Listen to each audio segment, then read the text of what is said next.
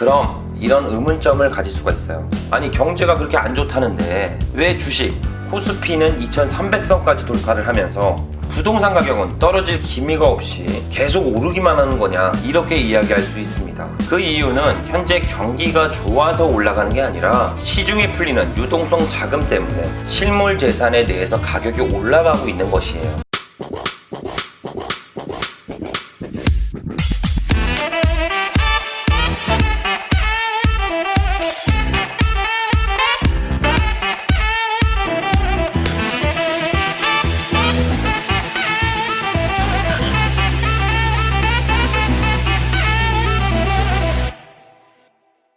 자, 반갑습니다. 대장 김상준입니다. 자, 요즘 코로나로 인해서 현재 실물 경기가 굉장히 악화되고 있는 추세이긴 합니다. 현재 실업률은 미국의 같은 경우 14.6%를 기록하고 있으며 국제 금융위기에서 10% 이상의 실업률을 가진 건 현재가 최초라고 합니다. 그럼 이렇게 생각하실 수 있어요. 그 문제는 다른 나라이고 우리나라는 초기 대응을 신속하게 하고 있어서 코로나 확진자가 100명 단위를 유지하고 있는데 왜 몇천 혹은 몇만 명씩 확진자가 나오는 나라랑 비교를 하냐, 이렇게 말씀드릴 수 있습니다. 그래서 제가 이 부분을 한번 예시를 들어서 비교로 한번 말씀드려 볼게요.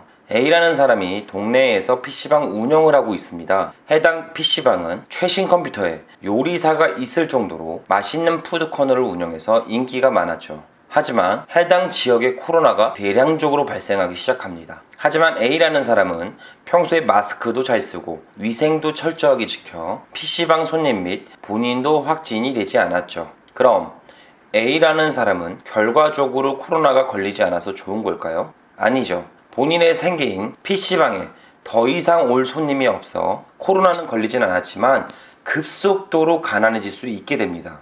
자, 지금 이 상황이 우리 현 상황의 축소판이죠. 우리나라는 삼면이 바다로 쌓여 있고 별도의 자원이 나오지 않아서 내수 자원만으로는 국가를 운영하기가 어렵습니다. 그래서 수출의 비중이 가장 높은 나라 중 하나가 대한민국이죠. 만약 수출이 줄어들고 사오는 양이 똑같거나 혹은 늘어난다면 국가는 위기에 봉착할 수 있게 됩니다.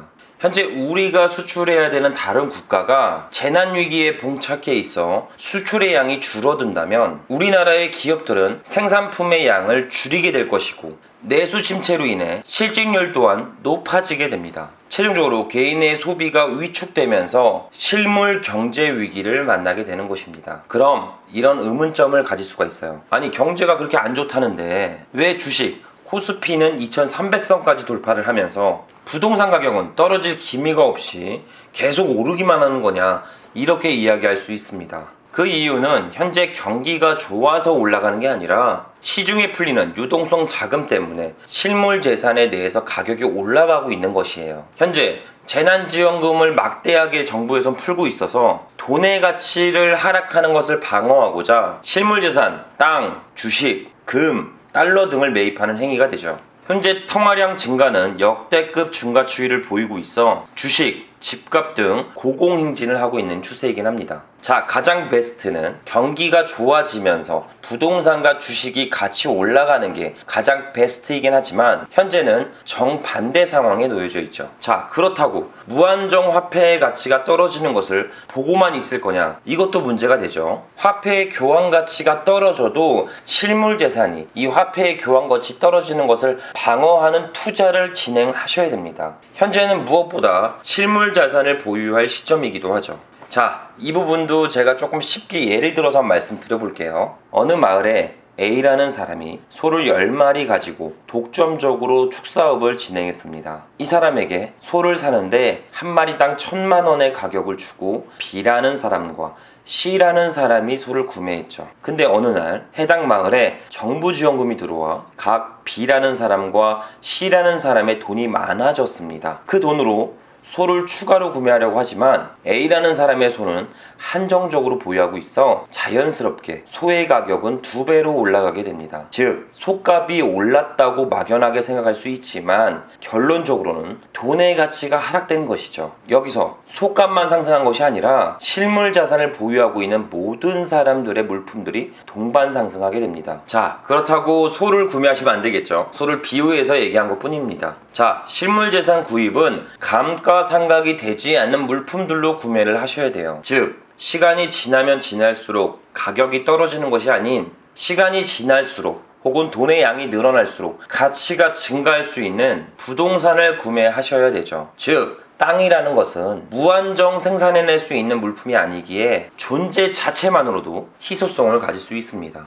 또한 달러나 금과 다르게 다양한 수단에서 방어적인 투자를 진행할 수가 있죠. 그중 첫 번째는 돈의 가치가 하락되면 실물 재산 가격이 올라가기 때문에 인플레이션을 대비하면서 해지하는 방어 수단으로 투자가 가능하죠. 두 번째, 부동산을 보유하고 지가 상승이 되지 않아도 임대 수입을 만들어 기본적인 투자 수익을 보장받을 수가 있습니다. 세 번째, 최종적으로 본인의 거주를 해결함에 따라 투자 기회를 다시 한번 만들어낼 수도 있죠. 요약하면 해당 부동산은 인플레이션을 해지하면서 그리고 임대 수익을 통해 최선의 방어 투자를 진행할 수가 있습니다. 최종적으로 주거를 해결함에 따라 투자의 기회를 다시 한번 볼 수가 있다는 거죠. 단 지역별 공급량, 그리고 물건의 가치, 그리고 금매가보다 저렴하게 매입하는 등 이런 기술만 습득한다면 현 시점에서 터닝 포인트를 만들 수도 있습니다. 자, 오늘은 현재처럼 실물 경제가 어려울 때 방어하고 투자할 수 있는 그런 방안에 대해서 말씀을 드렸습니다. 현재 우리나라 4분기 국가 총부채가 4,685조를 다달하면서 급격한 부채가 증가되는 추이를 보이고 있습니다. OECD 국가 중 2위를 기록하며 급속한 재정 건전성 악화에 따른 금융위기를 맞이하고 있죠. 이럴 때일수록 현금의 가치는 무한정 떨어질 것입니다. 그래서 현 시점은 인플레이션을 방어하는 투자가 필수죠. 오늘 영상을 참고하셔서 본인의 소중한 재산과 향후 경제적 자유를 달성할 수 있게끔 도움이 되셨으면 좋겠습니다. 자, 오늘은 마지막은 힘이 나는 이야기로 좀 마무리를 해보도록 할게요. 나는 열심히 살고 있다는 핑계로 애써 미래를 부정하며 살았다. 누군가 나보다 더 나은 결과를 얻고 있다면 운이 좋아서겠지. 타고난 사람이겠지. 누군가 조력자가 있겠지. 이런 생각들로 본인을 위안하며 애써 외면한다. 이런 생각들로 하루하루를 살아가고 나와 다른 생각을 가지고 있는 사람은 무시하며 옳지 않다고 주장한다. 이런 삶들이 얼마나 불안정하고 본인을 바보로 만드는 행동인지 알아야 한다. 이제는 부모, 형제, 남편, 와이프, 자식, 친구들의 핑계를 그만하고 현재 상황을 받아들여야 할 시기다. 현재 최악의 상황에 있어도 이제는 그만 인정하고 받아들여야 한다. 지금 깊숙이 감춰놓았던 모든 이유들을 인정하고 현재 할 수 있는 최선을 다해야 한다. 현재 상황을 인정하고 그것을 극복하며 매 순간 할 수 있는 최선을 다한다면 그 사소한 실행력들이 꾸준함을 만나 성공이라는 열매를 가져다 줄 것이다. 현재도 불평불만만 가지고 있다면 또다시 어제와 같은 최악의 날이 기다리고 있을 것이다. 그리고 그 최악의 삶은 계속 살아가야 한다는 게 현실이다. 인정하고 받아들이는 것은 어렵다. 그것을 이기고 조금씩 걷는 것도 끝이 보이지 않아 포기하기 쉽다. 그리고 다시 현실로 돌아가 실패에 대한 사유를 누군가를 찾아 또다시 책임을 미루게 된다.